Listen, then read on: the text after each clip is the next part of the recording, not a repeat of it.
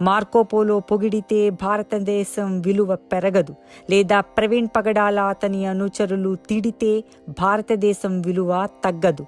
నలంద, తక్షశిల యూనివర్సిటీస్కి పుట్టినిల్లైన భారతదేశాన్ని, ప్రపంచానికే గణిత జ్ఞానం ఇచ్చిన భారతదేశాన్ని, ఈనాటికి ప్రపంచమంతటా అనేక దేశాలలో అనేక రంగాలలో వెన్నెముకలుగా ఉన్న భారతీయుల్ని కన్న భారతదేశాన్ని మార్కోపోలోవే కాదు, ప్రవీణ్ పగడాల తన నోటితో పొగిడే రోజు రానున్నది. సాటి భారతీయులకి క్షమాపణ చెప్పే రోజు కూడా తొందరలో ఉంది. నాకు అంబేద్కర్ గారు అర్థం కారు అన్నావు. భారతదేశంలో పుట్టినటువంటి బౌద్ధ ధర్మాన్ని అంగీకరించిన అంబేద్కర్ని మీ క్రైస్తవులు అంగీకరిస్తారా? ఆయన ఇంతకీ బైబిల్ పరంగా స్వర్గానికి వెళతారా, నరకానికా? క్రైస్తవులు రాకమునుపే ఉండే భారతదేశాన్ని, అందులోంచి పుట్టిన భారత శాస్త్ర జ్ఞానాన్ని ప్రేమించి